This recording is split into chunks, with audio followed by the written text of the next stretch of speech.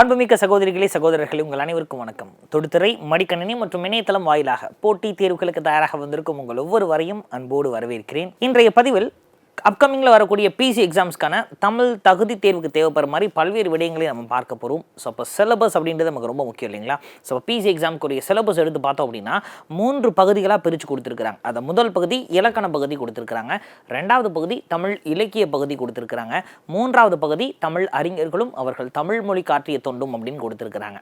So இப்போ இந்த 3 பகுதியை ஒட்டுமொத்தமாக சேர்த்து 80 கேள்விகள் கேட்கப்படுகிறது. அது தகுதி தேர்வு அப்படின்றதுனால இந்த 80 கொஸ்டின்ஸில் 40%, அதாவது 32 கேள்விகள் மினிமம் நீங்கள் சரியாக விடையெடுத்திருந்தால் போதும் நீங்கள் தமிழ் தகுதி தேர்வில் பாஸ் பண்ணிடுவீங்க. இந்த தமிழ் தகுதி தேர்வில் பாஸ் ஆயிருந்தால் தான் உங்களுக்கு ஜென்ரல் ஸ்டடீஸ் மற்றும் சைக்காலஜி பேப்பர் எல்லாமே திருத்துவாங்க. ஸோ இதில் 40% மார்க்ஸ் நம்ம எடுக்கணும். சரி, இந்த தமிழ் தகுதி தேர்வில் எப்படி ஸ்கோர் பண்ணுறது சார்? ஏங்க 80ல் 32 கொஸ்டின்ஸ் தானேங்க, இது ஆன்சர் பண்ண முடியாதா? தாராளமாக ஆன்சர் பண்ணலாம். ஸோ இப்போ 3 பகுதிகளை பிரிச்சிருக்கோம் இல்லையா? இதில் இலக்கண பகுதி மட்டும்தான் நம்ம கொஞ்சம் படிக்கிற மாதிரி இருக்கும். மற்ற தமிழ் அறிஞர்களும் அவர்கள் தமிழ் மொழி காற்றிய தொண்டும் அப்படின்ற 3வது பகுதி மற்றும் 2ஆம் பகுதியான தமிழ் இலக்கியங்கள், இது எல்லாமே 6th ஆரம்பித்து 10th ஸ்டாண்டர்ட் வரை இருக்கக்கூடிய ஸ்கூல் புக்ஸ், அதுவும் குறிப்பாக தமிழ் புக்கில் இருந்து மட்டும்தான் கேள்விகள் கேட்கப்படுகிறது. அதனால் அப்போது சிலபஸில் கொடுத்துருக்கக்கூடிய தமிழ் அறிஞர்களும் சிலபஸில் கொடுத்துருக்கக்கூடிய இலக்கியம் சார்ந்த நூல்கள் இதை பற்றினா புக்கில் எங்கெங்கே இருக்கோ அதை மட்டும் படிச்சிருந்தாலே போதும். சரி, அப்போ இலக்கணம் எப்படி சார், வெளியிருந்து கேட்பாங்களா? இல்லை, அந்த இலக்கணமும் 6ஆம் வகுப்பில் ஆரம்பித்து 10ஆம் வகுப்பு வரை இருக்கக்கூடிய ஸ்கூல் புக்ஸ்லேருந்து படிச்சிருந்தாலே போதும். அதில் தான் கேள்விகள் கேட்கப்படுகிறது. அப்போ ரொம்ப எளிமையான அளவில் தான் கேள்விகள் இருக்கும். அதனால் எந்தவித பிரச்சனையுமே நமக்கு இருக்காது. எனினும் இந்த பதிவில் நம்ம ஃபஸ்ட்டு பகுதியான தமிழ் இலக்கண பகுதியிலேருந்து ஸ்டார்ட் பண்ண போகிறோம். சரி, ஸோ இப்போ தமிழ் இலக்கணம் அப்படின்னா நமக்கு ஆரம்பத்திலேருந்து எல்லாமே கேள்விகள் தான், எதையுமே மிஸ் பண்ண முடியாது. ஸோ அப்படி தமிழ் இலக்கணம் அப்படின்றது எத்தனை வகைப்படும் அப்படின்னா, தமிழ் இலக்கணம் கிட்டத்தட்ட 5 வகைப்படும். சரிங்களா? ஸோ இதிலேருந்தே கேள்வி தான். நம்ம வேணால் யோசிக்கலாம், இதெல்லாமா கேள்வியாக வரப்போகுது அப்படின்னு. ஆனால் இதிலிருந்தே கேள்வியாகத்தான் வருகிறது. அப்போது இலக்கணத்தை எடுத்துக்கிட்டோம் அப்படின்னா தமிழ் இலக்கணம் 5 வகைப்படுகிறது. முதல் எடுத்தோன்னே என்ன அப்படின்னா எழுத்து. அப்போ எழுத்து தான் முதல் இலக்கணம். அப்போ எழுத்துக்கள் சேர்ந்து வரக்கூடியது சொல். அடுத்து சொற்களிலிருந்து வரக்கூடியதை நாம் பொருள் இலக்கணமாக சொல்கிறோம். அடுத்ததா இந்த பொருளுக்கு அடுத்து வரக்கூடியது யாப்பு. அப்போ யாப்பு செய்யலை நம்ம எப்படி எழுதணும் அப்படின்றதுக்காக உருவாக்கப்படுகிறது. இறுதியாக அணி இலக்கணம். அதாவது இதுவே ப்ரீவியஸ் இயர் கொஸ்டின் தான். தமிழ் இலக்கணம் எத்தனை வகைப்படும்? தமிழ் இலக்கணம் 5 வகைப்படும். இந்த டிஎன்பிஎஸ்சியாக இருக்கட்டும், டிஎன்யூஎஸ்ஆர்பியாக இருக்கட்டும், இவங்களுக்கெல்லாம் இந்த நியூமரிக்கல் டேட்டாஸில் விளையாடுறது ஒரு என்டர்டெயின்மெண்ட் மாதிரி. என்ன சார் சொல்கிறீங்க? ஏன் அப்படின்னா இந்த நியூமரிக்கல் டேட்டாஸில் தான் நம்ம குழப்பம் இல்லைங்களா? 3ஆ 30ஆ 4ஆ 6ஆ அப்படின்னு இந்த நியூமரிக்கல் டேட்டாஸ் தான் நம்ம குழப்பம். அதனால் எண் சார்ந்து வரக்கூடிய எல்லாமே நமக்கு முக்கியம். ஸோ இப்போ தமிழ் இலக்கணம் எத்தனை வகைப்படும்? தமிழ் இலக்கணம் 5 வகைப்படும். இதில் முதல்ல நம்ம 5மே கொடுத்துருக்குறாங்க சிலபஸில். டிஎன்பிசிக்கு தான் தமிழ் தகுதி தேர்வு மற்றும் ஸ்கோரிங்கே டிஎன்பிசிக்கு தமிழ் தான் இல்லைங்களா? குரூப் 4ஆக இருக்கட்டும், குரூப் 2 ஆகட்டும், ப்ரிலிம்ஸில் அவங்களுக்கு தமிழ் 100 கேள்விகள். ஆனால் அவங்களுக்கே அணி யாப்பெல்லாம் டைரெக்டாக சிலபஸில் கொடுக்கல. ஆனால் நமக்கு பிசி எக்ஸாமில் அணி இலக்கணம் யாப் இலக்கணம்லாம் கொடுத்துருக்குறாங்க. அப்போ எல்லா இலக்கணத்தையும் கண்டிப்பாக நம்ம பேசிக் தெரிஞ்சிருக்கணும். பேசிக் தெரிஞ்சிருந்தால் போதும், அதுக்கு மேலெல்லாம் வேணாம். அவ்வளோதான், அந்த லெவலில் தான் கொஸ்டின் இருக்குது. அதுவும் குறிப்பாக ஸ்கூல் புக்கில் கொடுத்துருக்கதை நம்ம கண்டிப்பாக தெரிஞ்சிருக்கணும். ஸோ அப்படி நம்ம எழுத்து இலக்கணத்துலேருந்து ஸ்டார்ட் பண்ணுறோம். ரொம்ப எளிமையான ஒரு டாபிக் தான். அப்போ எழுத்து, அப்போ தமிழை பொறுத்த வரைக்கும் முதல்ல நம்ம பார்க்கக்கூடிய இலக்கணம் எழுத்து இலக்கணம். சரிங்களா? சப்போ எழுத்து. இந்த தமிழை பொறுத்த வரைக்கும் எழுத்து இலக்கணத்தின் அடிப்படையில் எழுத்துக்கள் எத்தனை வகைப்படும்? நல்லா புரிஞ்சுக்கணும். தமிழ் இலக்கணத்தை பொறுத்த வரையில், அதுவும் குறிப்பாக எழுத்து இலக்கணத்தில் எழுத்து எத்தனை வகைப்படும் அப்படின்னு கேட்குறாங்க. எழுத்து 2 வகைப்படும். சரிங்களா? ஸோ ஒன்று முதல் எழுத்துக்கள், அடுத்து 2வது முதல் எழுத்தை சார்ந்து வரக்கூடிய சார்பு எழுத்துக்கள். சார் எப்படி கேட்டாலும் ஒரு 2 தானே சார் சொல்லணும். இப்போ எழுத்து இலக்கணம் அப்படின்னு கேட்டால் 2 தானே சொல்லணும். நீங்கள் என்ன எழுத்து இலக்கணத்தின் அடிப்படையில் அப்படின்லாம் சொல்கிறீங்க? அதாவது யாப்பு இலக்கணத்தின் அடிப்படையிலையும் எழுத்து இருக்குது. அப்போ நல்லா புரிஞ்சுக்கோங்க, எழுத்து இலக்கணத்தின் அடிப்படையில் எழுத்து எத்தனை வகைப்படும் அப்படின்னு கேட்டால் 2 வகைப்படும். முதல் எழுத்துக்கள், சார்பு எழுத்துக்கள். ஆனால் யாப்பு இலக்கணத்தின் அடிப்படையில் அப்படின்னு கேட்டாங்கன்னா எழுத்து 3 வகைப்படும். குரில் எழுத்துக்கள், நெடில் எழுத்துக்கள், ஒற்றெழுத்துக்கள். புரியுதா? அப்போ பாருங்கள், கேள்வி எளிமையான கேள்வி நினச்சிக்கிட்டு இருப்போம், அதிலே ஆப்போச்சு போடுவாங்க. அப்போ யாப்பிலக்கணத்தின் அடிப்படையில் கேட்டால் எழுத்து 3 வகைப்படுது, எழுத்திலக்கணத்தின் அடிப்படையில் கேட்டால் எழுத்து 2 வகைப்படுது. இப்போ நம்ம எழுத்திலக்கணம் தான் பார்த்துக்கிட்டு இருக்கோம், அப்படியே பார்க்குறோம். ஸோ இப்போ எழுத்திலக்கணத்தை பொறுத்த வரைக்கும் முதல் எழுத்து சார்பெழுத்துக்கள் அப்படின்னு சொல்கிறோம். அப்போ முதல் எழுத்தை சார்ந்து வரக்கூடியதை சார்பெழுத்துக்கள் அப்படின்னு சொல்கிறோம். இந்த முதல் எழுத்து எப்படி பிரிக்கிறாங்க அப்படின்னா, முதல் எழுத்தை 2ஆக பிரிக்கிறோம். சரிங்களா? ஸோ அதில் முதல் எழுத்தில் முதல்ல இருக்கக்கூடியது உயிர் எழுத்துக்கள், அடுத்ததா மெய் எழுத்துக்கள். பாருங்க, முதல் எழுத்து எத்தனை வகைப்படும்? முதல் எழுத்து 2 வகைப்படும், உயிர் மற்றும் மெய். அப்போது இந்த மொழியை எப்படி உருவாகி இருக்குது சார் நம்ம மொழி அப்படின்னா, மனிதனை அடிப்படையாக வைத்து உருவாக்கப்பட்டிருக்கிறது. மனுஷனுக்கு உயிர் முக்கியமா உடல் முக்கியமா? ரெண்டுமே முக்கியம் இல்லையா? உடல் இல்லாத உயிரும் உயிர் இல்லாத உடலும் வேஸ்ட், ரெண்டுமே முக்கியம். ஸோ அப்படி இருக்கிறதுனால மனிதனை அடிப்படையாக வைத்து உருவாக்கப்பட்டதானங்க நம்ம மொழி. அதனால தமிழ் மொழிக்கு உயிர் போன்றது உயிர் எழுத்துக்கள், தமிழ் மொழிக்கு உடல் போன்றது மெய் எழுத்துக்கள். சரிங்களா? இப்போ இந்த உயிர் எழுத்துக்களை நம்ம என்ன பண்ணுறோம் அப்படின்னா, உச்சரிப்பின் அடிப்படையில் 2ஆக பிரிக்கின்றோம். உயிர் எழுத்து எப்படி 2ஆக பிரிக்கிறாங்க? ஒன்று குரில் எழுத்துக்கள் அப்படின்னு சொல்கிறோம், இதெல்லாம் குறுகி ஒலிக்கக்கூடியது. மற்றொன்று நெடில் எழுத்துக்கள் அப்படின்னு சொல்கிறோம், நீண்டு ஒலிக்கக்கூடியது. சரிங்களா? அப்போ பாருங்கள், உயிர் எழுத்துக்களை நம்ம 2ஆக பிரிக்கிறோம், குரில் எழுத்துக்கள் நெடில் எழுத்துக்கள் அப்படின்னு. சரி, அப்போ குரில் எழுத்துக்கள் அப்படின்றது என்ன சார்? குறுகி ஒலிக்கக்கூடியது. ஒரு 5 எழுத்துக்கள் குரில் எழுத்துக்கள் இருக்குது. அப்போது நெடில் எழுத்துக்கள் ஒரு 7 இருக்குது. இந்த குரில் எழுத்து நெடில் எழுத்து அப்படின்னு எப்படி பிரிக்கிறாங்க? ஏதோ குறுகி ஒலிப்பது நீண்டு ஒலிப்பதெல்லாம் சொன்னீங்களே சார். ஆமாப்பா. அப்போ ஒரு எழுத்து இருக்குன்னா அந்த எழுத்தை ஒரு மாத்திரை அளவில் உச்சரித்தால் அது குரில் எழுத்துக்கள். இல்லை அப்படின்னா 2 மாத்திரை அளவில் உச்சரித்தா அது நெடில் எழுத்துக்கள். சரிங்களா? ஓகே. அப்படி ஒரு மாத்திரையில் உச்சரிக்கிறது ஒரு 5 இருக்குது, 2 மாத்திரையில் உச்சரிக்கிறது ஒரு 7 இருக்குது. அப்போ உயிர் எழுத்துக்கள் மொத்தம் எத்தனை சார்? 7 + 5 ஒட்டு மொத்தமாக 12 எழுத்துக்கள் உயிர் எழுத்துக்களாக நமக்கு இருக்குது. சரி, மெய் எழுத்துக்கள் அதை எப்படி சார் பிரிக்கிறாங்க? எப்பா, இங்கே எப்படி உயிர் எழுத்துக்களை உச்சரிப்பின் அடிப்படையில் நாம் பிரித்தோமோ அதே மாதிரி தான் மெய் எழுத்தையும் உச்சரிப்பின் அடிப்படையில் பிரிக்கிறோம். அப்போது அங்கேயும் மாத்திரைன்ற கான்செப்ட் வருமா? எக்ஸாக்டாக அங்கேயும் மாத்திரைன்ற கான்செப்ட் தான். ஆனால் அந்த மாத்திரை மெய் எழுத்துக்கள் எல்லாத்துக்கும் பொதுவானது. என்ன சார் சொல்கிறீங்க? அப்புறம் எப்படி? ஆனாலும் உச்சரிப்பின் அடிப்படையில் அதை பிரிக்கிறோம். எப்படி பிரிக்கிறோம் அப்படின்னா, மெய் எழுத்துக்களை 3ஆக பிரிக்கிறோம். ஸோ முதல்ல வல்லினம் அப்படின்னு சொல்கிறோம், வன்மையான எழுத்துக்கள். அப்போ இந்த எழுத்துக்களை உச்சரிக்கிறப்பே பாருங்கள், கசட தபர அப்படின்னு சொல்லி பாருங்கள். அதாவது இக்கு இச்சு இத்து இப்பு இரு, அதான் கசட தபர அப்படின்றத சொல்லி பார்க்குறப்பயே நம்ம வன்மையாக சொல்கிறோம். ஆனால் அதே இது மெல்லினம் அப்படின்னு சொல்கிறோம். இந்த மெல்லின எழுத்துக்கள் எப்படி சார்? இது மென்மையாக ஒலிக்கக்கூடியதை மெல்லின எழுத்துக்கள் அப்படின்னு சொல்கிறோம். பாருங்கள், இதை உச்சரித்து பாருங்கள், ஞெங்கென்ன நம்மன அப்படின்னு. இதை நம்ம உச்சரிக்கிறப்பே நமக்கு தெரியுது, மென்மையாக உச்சரிக்கிறோம், ஞெங்கென்ன நம்மன. அப்போ நம்மளை அறியாமலேயே அதை வாசிப்பா அப்படின்னா கசட தபரு அப்படின்றோம், இதை வாசிப்பா அப்படின்னா ஞெங்கென்ன நம்மன அப்படின்னு நம்மளை அறியாமலே அந்த எழுத்துக்களை மென்மையாகத்தான் நம்ம உச்சரிக்கிறோம் இல்லைங்களா? இது இரண்டுக்கும் இடைப்பட்டதை நம்ம இடையின எழுத்துக்கள் அப்படின்னு சொல்கிறோம். இடையினம், இவங்க வன்மையாக இருக்காங்களா இல்லை மென்மையாக இருக்காங்களானே தெரில. சரிங்களா? ஸோ அப்படி ஒரு 6 எழுத்துக்கள் இருக்கின்றது. எரள வளல. ஸோ அப்போது மெய் எழுத்துக்கள் ஒட்டுமொத்தமாக 18 இருக்குது. அதை வன்மையாக ஒலிக்கக்கூடியதை வல்லினம் என்றும் மென்மையாக ஒலிக்கக்கூடியதை மெல்லினம் அப்படின்னும், இதுக்கு 2க்கும் இடைப்பட்டதை இடையினம் அப்படின்னு சொல்கிறோம்.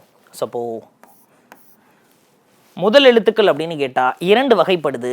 இப்போ முதல் எழுத்தின் எண்ணிக்கை அப்படின்னு கேட்டால் உயிர் எழுத்தில் ஒரு 12, மெய் எழுத்திலிருந்து ஒரு 18.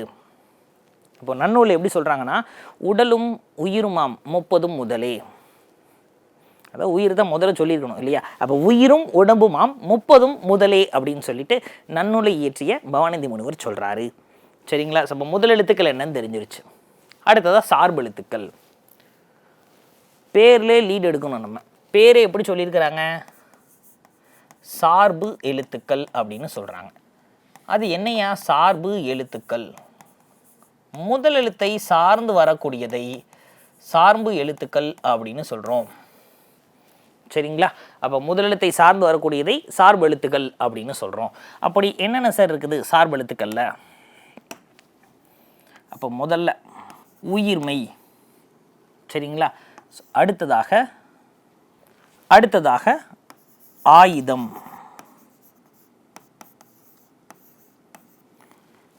சரிங்களா. ஸோ அதுக்கப்புறம் குற்றிய லிகரம் அப்படின்னு ஒன்று இருக்குது. இந்த குற்றிய லிகரம்ன்றது இப்போதைக்கு வழக்கில் கிடையாது. அப்போ இன்னொன்று என்னன்னா குற்றிய லுகரம், இது நம்ம இப்போ வழக்கத்தில் பயன்படுத்திக்கிட்டு இருக்கக்கூடிய ஒன்று.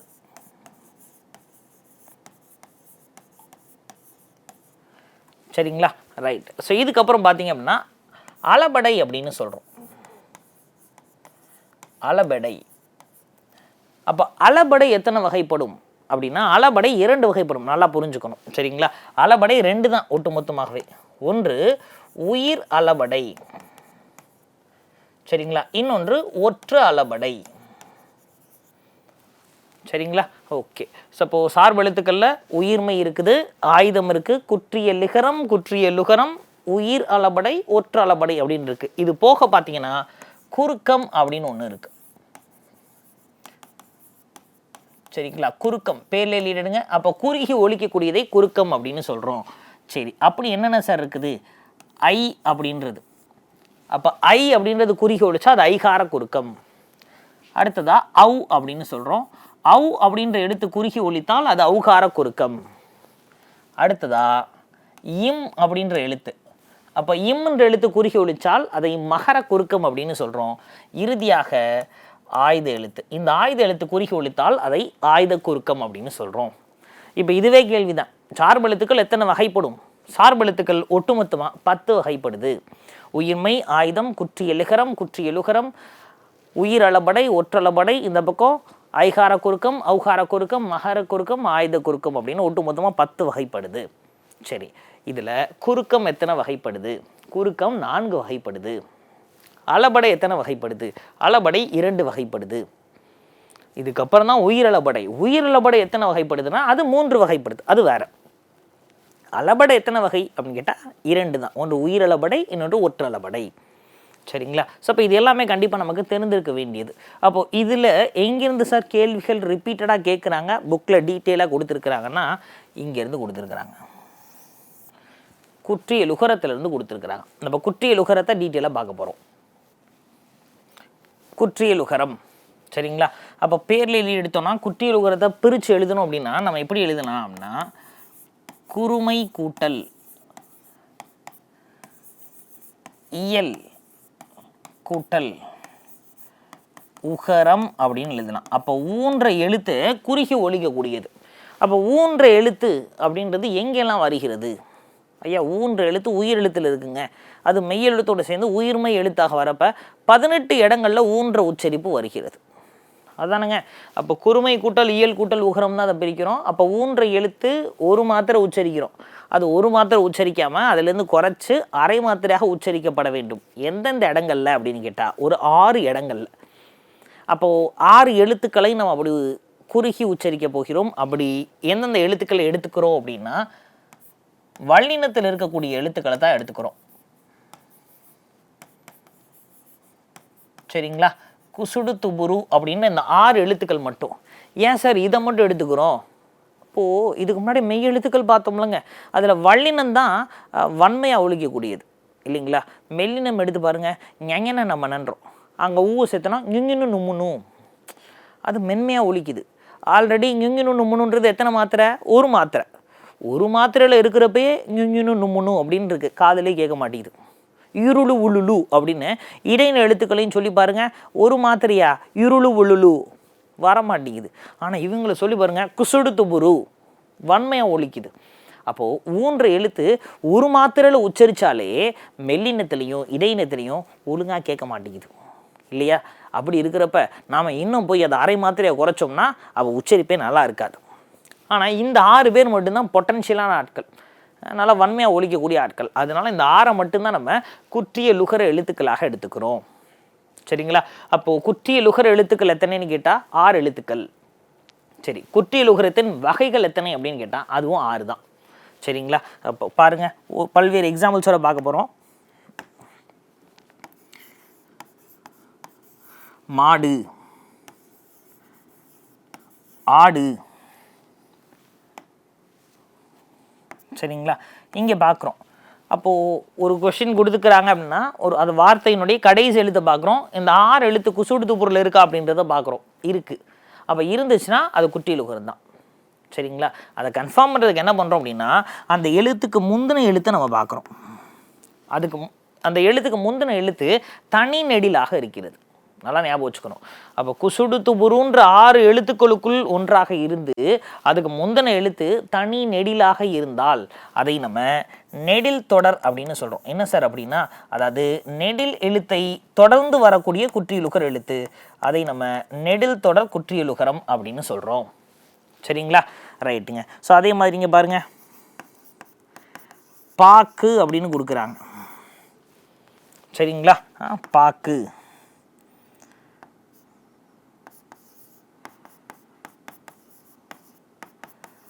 தாக்கு, மூக்கு, நாக்கு இப்பெல்லாம் கொடுக்குறாங்க. அப்போது இங்கே கடைசி எழுத்தை பார்க்குறோம். இந்த கடைசி எழுத்து அந்த குசுடு துபுருன்ற 6 குற்றியலுகர எழுத்தில் இருக்கா? ஆமாம் இருக்குது. அப்படின்னா அதுக்கு முந்தின எழுத்து என்னன்னு பார்க்குறோம். அதுக்கு முந்தின எழுத்து வள்ளின எழுத்து. இக்கு, இச்சு, இத்து, இப்பு, இரு இந்த கசட தவறன்ற எழுத்துக்களுடைய மெய் எழுத்துக்களாக இருந்ததுன்னா அதை வள்ளின எழுத்துக்கள்னு சொல்கிறோம். ஸோ அப்போது இப்படி இருந்ததுன்னா இதை நம்ம வன் தொடர் அப்படின்னு சொல்கிறோம். ஏன்னா வள்ளின எழுத்தை தொடர்ந்து ஒரு குற்றியலுகரம் வந்திருக்குது, அதனால் அதை வன் தொடர் குற்றியலுகரம்னு சொல்கிறோம். சார் ஒருவேளை இப்படி கொடுக்குறாங்க, என்ன சார் பண்ணுறது? நுங்கு. சரிங்களா? நுங்கு, பங்கு.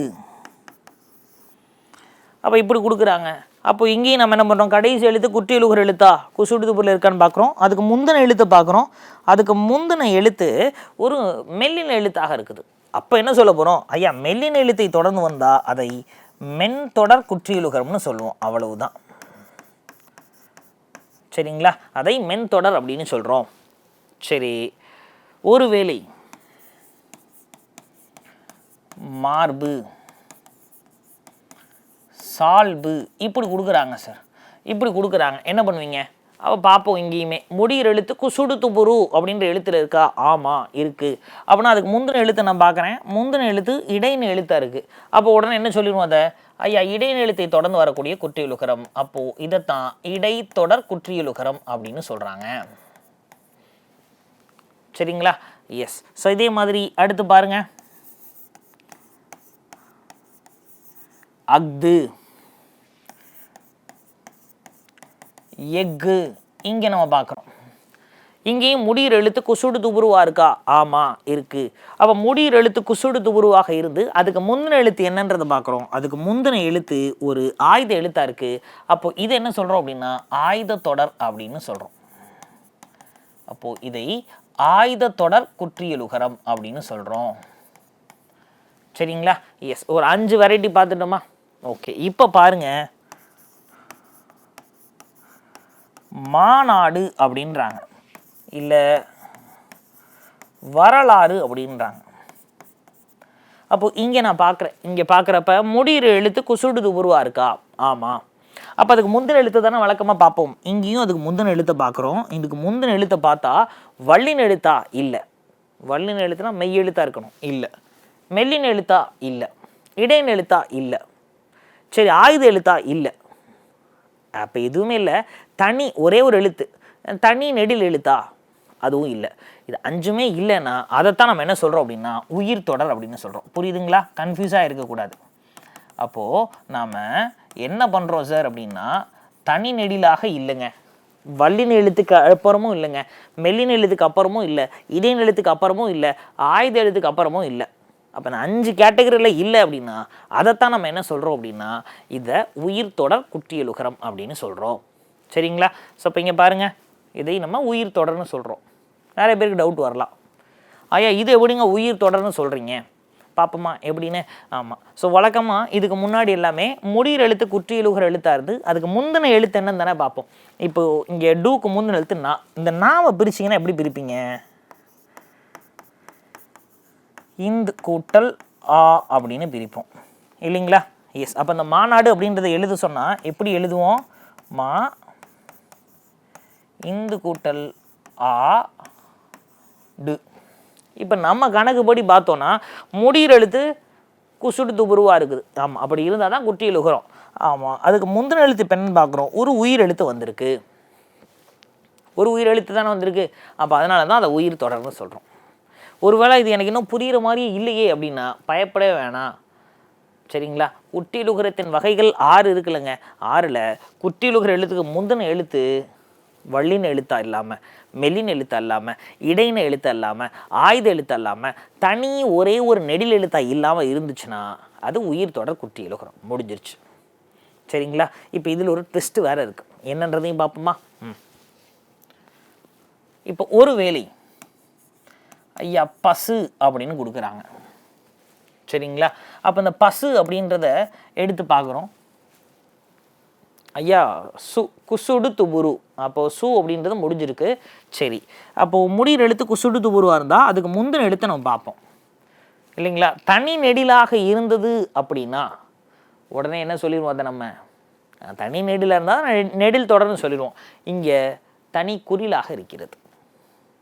தனி குறிலாக இருக்கிறது. சரிங்களா? அப்போ தனி குறிலாக இருந்துச்சுன்னா அதை நம்ம என்ன சொல்ல முடியாது, நெடில் தொடர் அப்படின்னு சொல்ல முடியாது. ஏன்னா குறில் எழுத்தில் வந்திருக்கு. அப்போது இங்கே என்ன சார் பண்ணணும், இதை நம்ம முற்றியலுகரம் அப்படின்னு சொல்கிறோம். சரிங்களா? பேர்லேயே லீட் எடுக்க போகிறோம். நல்லா புரிஞ்சுக்கங்க, இந்த கான்செப்ட் நமக்கு ரொம்ப முக்கியம். சரிங்களா? இதைத்தான் முற்றியலுகரம் அப்படின்னு சொல்கிறோம். அப்போது இங்கே பாருங்களேன், படு அப்படின்னு கொடுக்குறாங்க சார், பாடு அப்படின்னு கொடுக்குறாங்க. 2 கொடுக்குறாங்க, படு பாடு. சரி, இதில் படு அப்படின்றத ஹோல்ட் பண்ணுவோம். முதல்ல பாடு அப்படின்றத சொல்லுவோம். பாடு. அப்போ குசுடு துபுரில் முடியுதா? அதுக்கு முந்தின எழுத்தை பார்க்குறேன். முந்தின எழுத்து ஒரே ஒரு எழுத்தாக இருக்குது, அது நெடிலாக இருக்கிறது. அப்போது முடிகிறது குசுடு துபுரா முடிக்கணும், அதுக்கு முந்தின எழுத்து தனி நெடிலாக இருக்குது. அப்படின்னா இது என்ன வகை, நெடில் தொடர் குற்றியலுகரம். இதை வாசிக்க சொன்னால் நம்ம எப்படி வாசிப்போம், பாடு. அப்போ பாடு பாடு அப்படின்னு சொல்லுவோமா? இல்லை. பா அப்படின்ற நெடில் எழுத்துக்கு 2 மாத்திரை, டூ என்ற கூடில் எழுத்துக்கு 1 மாத்திரை. ஆனால் அதை உச்சரிக்கிறப்ப நாம் இதை 3 மாத்திரையில் உச்சரிக்கணும் இல்லைங்களா? பாடு அப்படின்னு 3 மாத்திரையில் உச்சரிக்கணும். ஆனால் நாம் அப்படி உச்சரிக்க போகிறது கிடையாது. ஏன்னா இது குற்றியலுகர எழுத்து. அப்போ குற்றியலுகர எழுத்துனா 3 மாத்திரையில் உச்சரிக்காமல் இதை நம்ம அரை மாத்திரையில் உச்சரிக்கணும். அப்போது பாடு அப்படின்னு சொல்ல மாட்டோம், பாடு. என்ன டூ அப்படின்றது பாடு, அரை மாத்திரையில் முடிச்சிட்டோம் பாருங்க இல்லைங்களா?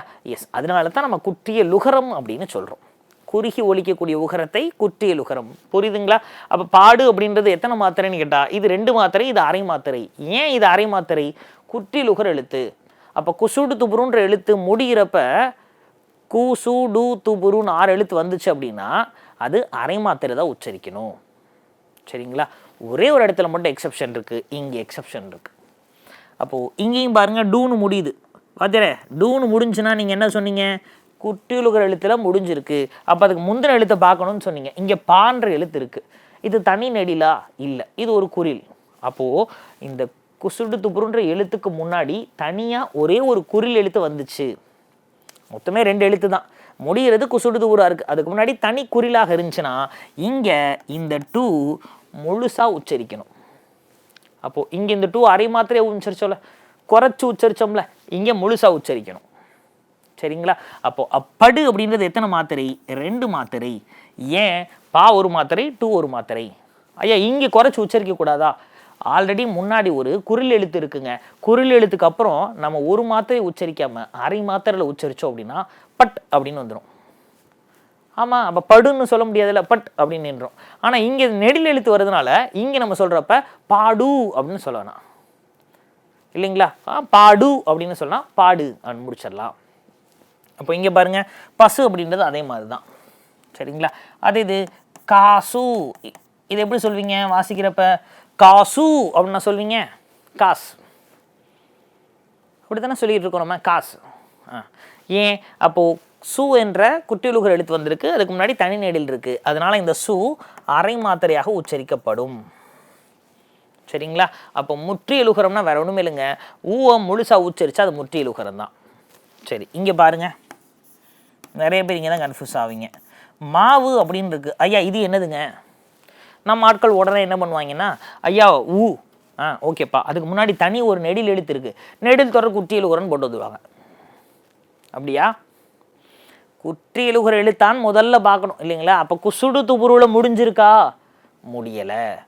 குசுடு துபுருவில் முடிஞ்சால் மட்டும்தான் அரை மாத்திரை, இல்லைன்னா ஒரு மாத்திரை ஃபுல்லாக வந்துடும். அப்போது மாவு அப்படின்றது முற்றியலுகரம், முழுசாக ஊ உச்சரிக்கிறோம். சரிங்களா? சார்பு எழுத்துக்களில் இந்த குற்றியலுகரத்தில் தான் கேள்விகள் கேட்குறாங்க, தெளிவாக படிச்சுக்கணும்.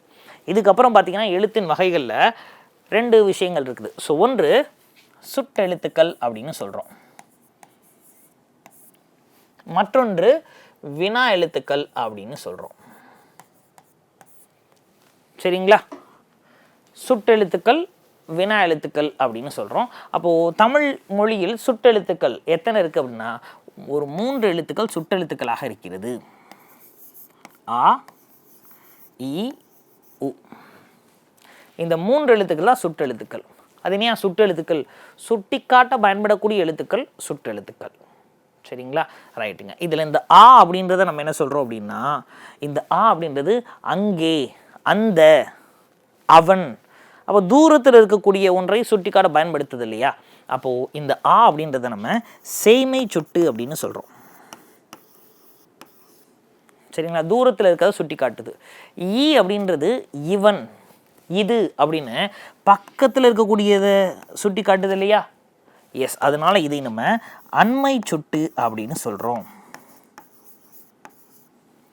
சரிங்களா? இதை அண்மை சுட்டுன்னு சொல்கிறோம்.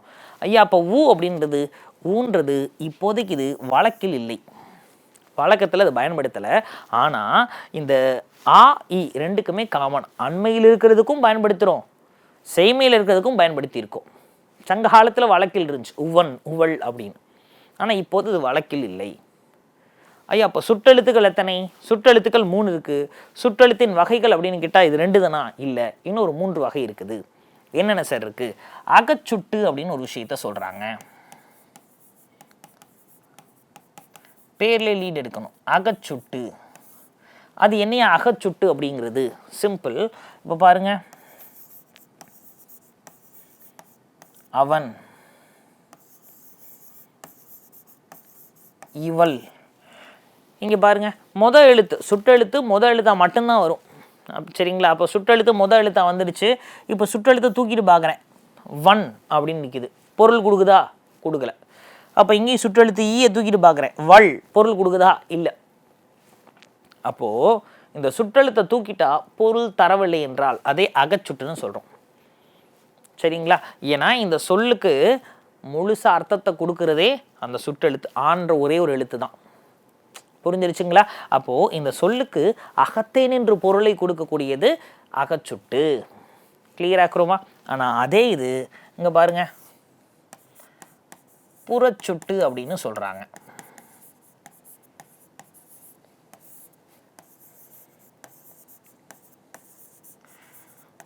அவ்வீடு,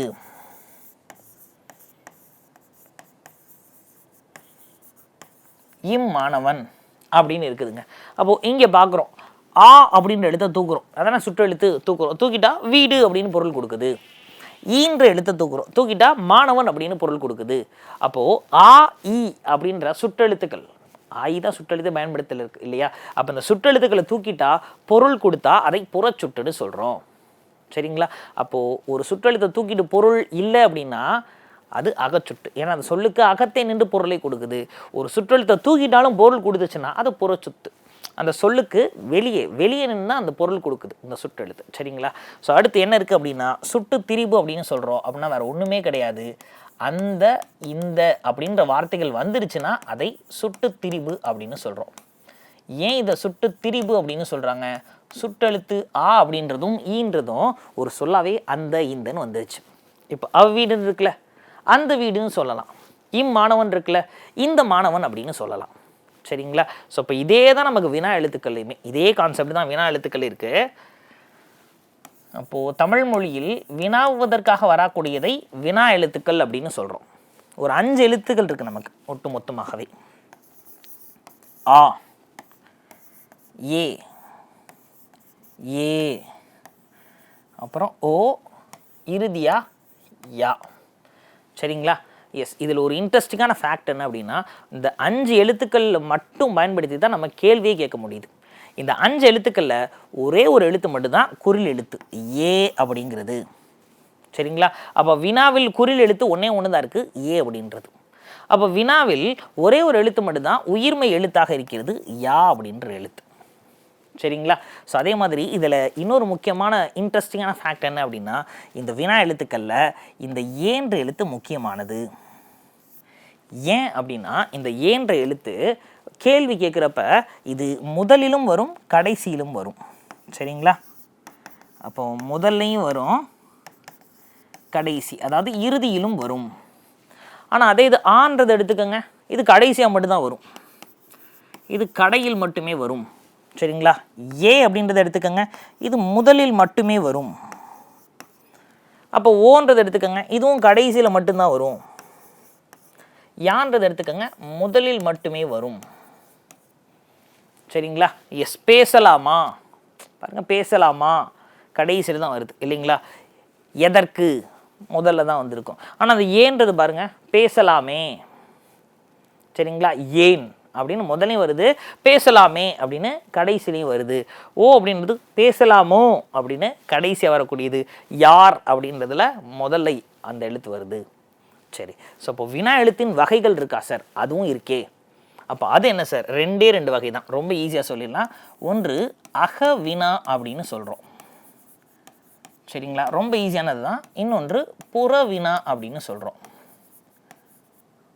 சரிங்களா? அப்போது அகவினா அப்படின்னா சிம்பிள், 2 எழுத்துக்கள் வந்தால் கண்ணை மூடிட்டு அகவினான்னு சொல்லிடலாம். சரிங்களா? என்னென்ன அந்த எழுத்துக்கள்? ஸோ ஒன்று யா, இன்னொன்று ஏ. இது 2 வந்துச்சுன்னா கன்ஃபார்மாக அகவினா தான். அப்போது யார், எதற்கு அப்படின்னு இருக்கு. நம்ம சுற்றெழுத்தில் பார்த்தது தான். வினா எழுத்தை தூக்கிட்டு பார்க்குறோம், பொருள் இருக்கா? இல்லை. வினா எழுத்தை தூக்கிட்டு பார்த்தா பொருள் இருக்கா? இல்லை. அப்போ அகவினா. அப்போ அகவினானா இந்த 2 எழுத்து வந்துச்சுன்னா கண்ணை மூட்டு அகவினான்னு போட்டுடலாம். ஐயா புறவினான்னு என்னங்க? ஆ மற்றும் ஓ, இது 2 வந்துச்சுன்னா கண்ணை மூடிட்டு புறவினான்னு போட்டுடலாம். சரிங்களா? இங்கே பாருங்க, பேசலாமா அப்படின்னு இருக்கே. இதில் வினா எழுத்து எங்கே வாத்தியார் இருக்குது? கடைசியில் இருக்குது இல்லைங்களா? அப்போ மா அப்படின்றத பிரித்து எழுதணும்னா இம் கூட்டல் ஆ. இதில் இந்த வினா எழுத்தை தூக்கிடுறேன். தூக்கிட்டா பேசலாம் பொருள் வந்துருச்சா? அப்போ இது புறவினா. சரிங்களா? அப்போது ஒரு வினா எழுத்தை தூக்கிட்டு பொருள் கொடுத்தது அப்படின்னா அது புறவினா. வினா எழுத்தை தூக்கிட்டு பொருள் தரலைன்னா அகவினா. சிம்பிளாக இந்த யா ஏ வந்துச்சுன்னா அது அகவினா தான். சரிங்களா? ஆ ஓ வந்துச்சுன்னா புறவினா தான். கன்ஃபார்மாக சொல்லிடலாம். ஸோ எழுத்து இலக்கணம் அப்படின்றது இதோடு நமக்கு முடிவுக்கு வருகிறது. இதன் தொடர்ச்சியை நம்ம அடுத்தடுத்த பதிவுகளில் பொறுமையாக பார்க்கலாம். தொடர்ந்து இணைந்திருங்கள். நன்றி.